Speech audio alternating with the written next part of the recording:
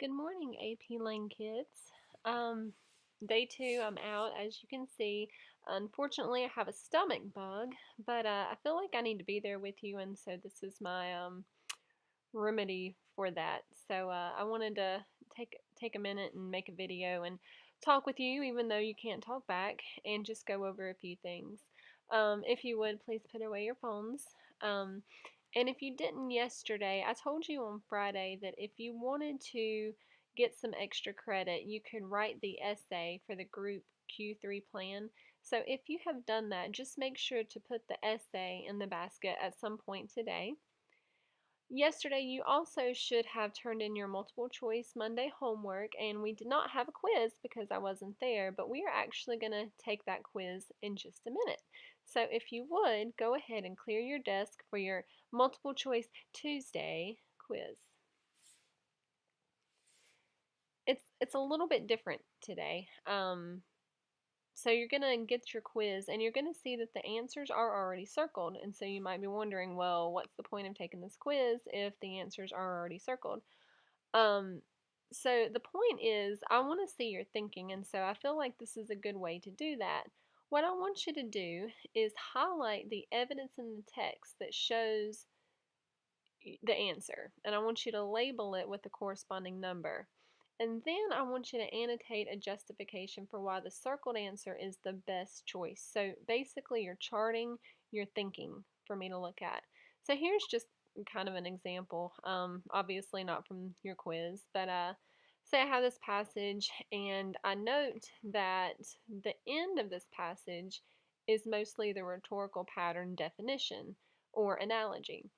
And so the very first question that you see, it says the speaker's primary purpose in the passage. Well, my thinking would be, okay, so it's asking purpose. That to me sounds like a rhetorical pattern question. Is this author writing to define something, to examine the causes and effects, and describe a process? That would be process analysis. So a purpose question is really asking for what is the rhetorical pattern. And since I've noted that this passage here ends with a strong definition, I'm going to look through my choices and I'm going to see that C, explains an idea, is the closest choice that resembles the definition mode. And I also might make some annotations for the other ones. You don't have to make an annotation for each of them, but like I said, the point of this is to show your thinking during a multiple choice Monday quiz, and hopefully it will help me better understand how I need to prepare you for this section of the exam. So if you will, you can pause the video, or the substitute can pause the video.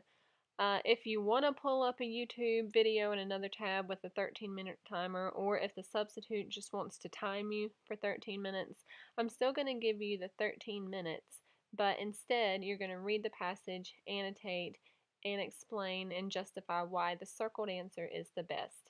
So go ahead and pause now, and when you're finished, restart the video.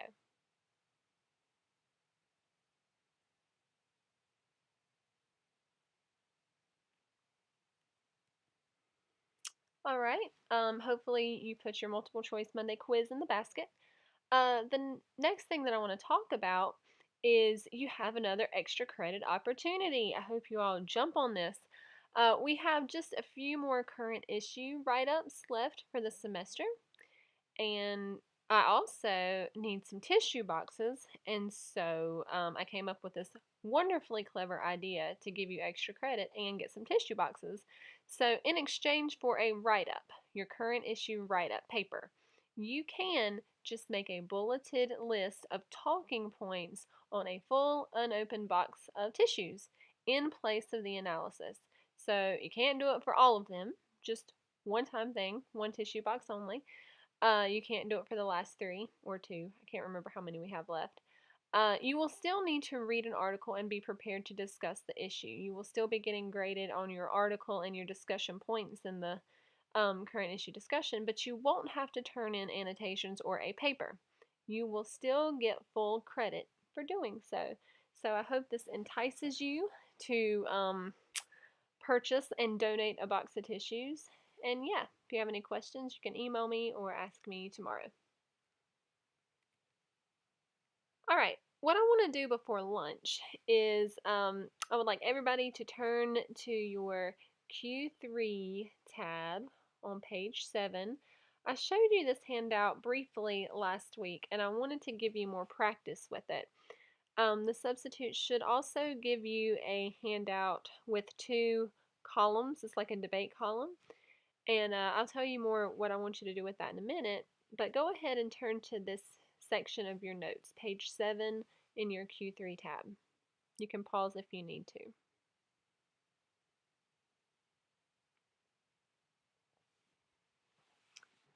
All right.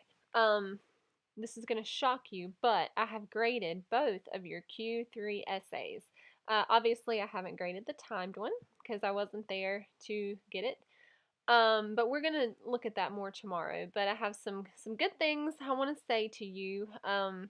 Overall, they need some improvement. But today we're gonna look at how you qualify the language that you should use, and also some ways to write your introductions. Tomorrow, when I'm there, we're going to dive into body paragraphs and your analysis and your examples because I feel like we need to address those issues as well.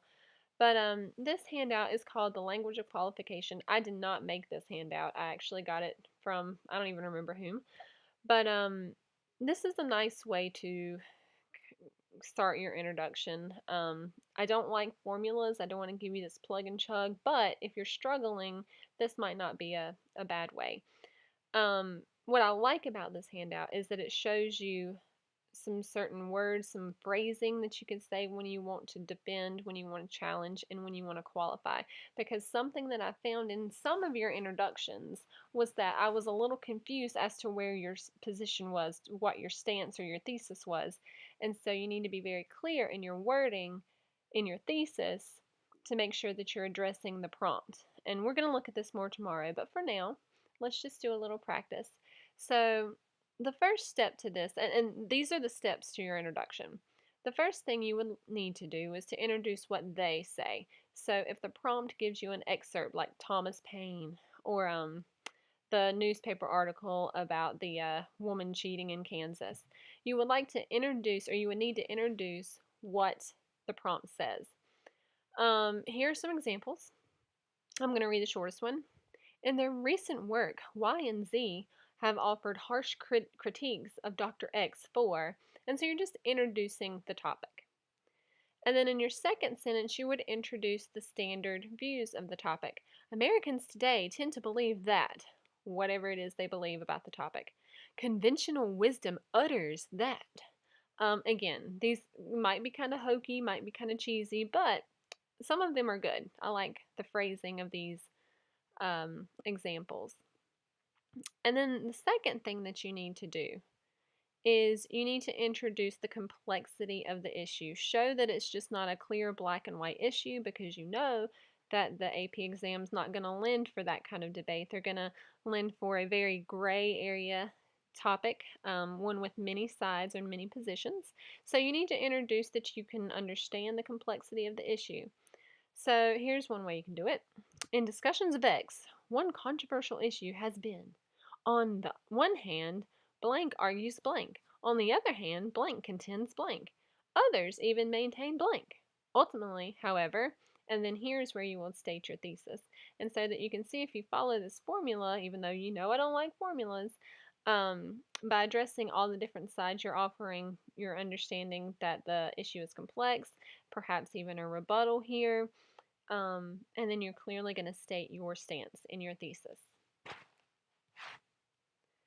And so here's where you can kind of divide up where you need to in your introduction. This is part of step 3. It says capturing authorial intent. These are some just good verbs, good trigger words that you can use. If you are challenging the author or the prompt, here are some good phrases that you could use when challenging. And better yet, if you're qualifying, here's some other observations or phrases that you can use. It says, while X's observation substantiates truth in that blank, he is mistaken when he claims this. Contrarily, and then here's where you'll state your thesis. just read through these examples and see if they even help you. They might not, but I know some of you said you were stuck with your introduction and you like the rhetorical analysis because it was kind of a formula to follow.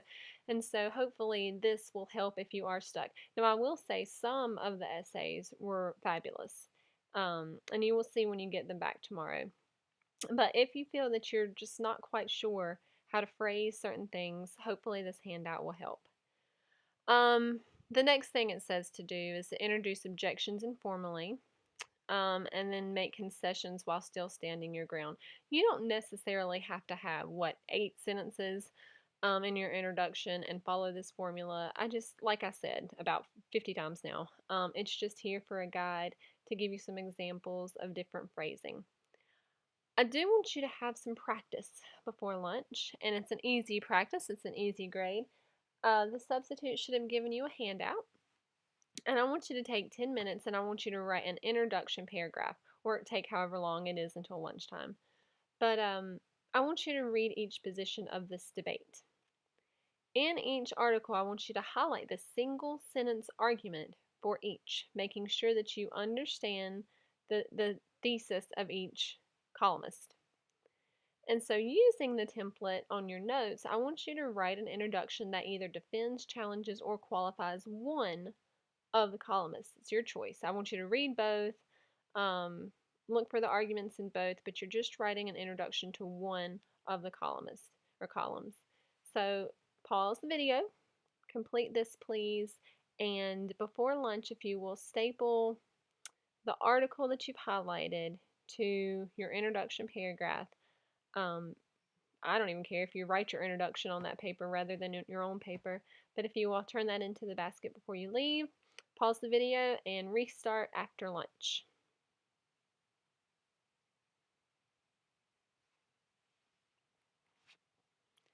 Okay, hope you had a great lunch. This is the handout that you should have gotten yesterday, and I hate that I'm like completely in unknown territory here. I have no idea if you had questions on this or how you got along yesterday. So I'm hoping that this was pretty clear and that you got a good start on this debate project. Here is bits of the project on the PowerPoint. So hopefully if there are questions, I can help clarify those questions now. We are going to hold a formal class debate, two actually, because there's two topics. Now you had the same reading assignment as 8 people or 7 other people. So what you need to do, or what you should have started yesterday, is to spend some time discussing your homework responses with your groups, so all 8 of you. Um, Look through the group roles, decide your roles. So who's going to be arguing the affirmative? There need to be 2 people in your group that are arguing the affirmative. 2 people arguing the negative, and you are actually going to be the debaters, you 4. To prepare for that, you need to write a brief argument to read out loud to introduce, but you also need to be prepared to take on counter arguing questions posed by the opposing side. So you need to be on the top of your game. The other roles consist of 2 people preparing and reading an original introduction to the issue, so not a regurgitation of what's in the patterns book, but maybe update it, modernize it, do a little research, and before the debate even starts, you will come up and read the introduction to the issue. And then you need 2 moderators. Now, this looks like the cop-out role. This is actually the most important role. You really have to be on top of your game. Um, your job is to point out logical fallacies. Your job is to keep time. Your job is to keep the debaters from straying off topic. You need to, I already said, point out fallacious reasoning and choose a maximum of 3 audience members to pose questions. This looks like I said, the cop-out option because there's not a whole lot of preparation work, but you are the key to your group's success in this project. So I don't know how to help you prepare. You just need to be aware of the logical fallacies. You need to be aware of the issue at hand, be very well informed so that you can point out and guide the debate to where it needs to go. So what I would like for you to do for the rest of the class is finish your roles. So the 2 people, hopefully you've distinguished your roles. Um, get your arguments written out. Be completely prepared for this debate. We won't debate until Thursday, but you need to have all of your writing and preparation finished before then. So I don't know how productive you were yesterday. You have the rest of the class to work on this today. Gonna not really work on this a lot tomorrow because I want to go over your Q3s with you tomorrow. But if you need to do any for homework, you don't have a lot of homework this week, so go ahead and get your roles completed. What is it says due tomorrow, but the debate will actually be like I said on Thursday, and so this is what the debate will consist of: about 15 to 20 minutes per topic, maybe longer because I did this last year and I had 3 different topics, and this time I only have 2. But you will introduce the issue, the affirmative will present their argument, the negative will present their argument, 5 minutes of back and forth with moderators intervening, a time for audience members to pose questions and have the debaters answer. And then after that, we will do a class debriefing of the debate in general. There is also a group portfolio component to this, and we will spend some time tomorrow putting that together, or maybe even Thursday after our debate. But anyway, I hate that I'm not there. I hate missing. I hate having the stomach bug even more. I wouldn't wish it upon anyone. But hopefully I'm on the mend and I will see you tomorrow. If you have any questions, please email me, and I hope you have a good day.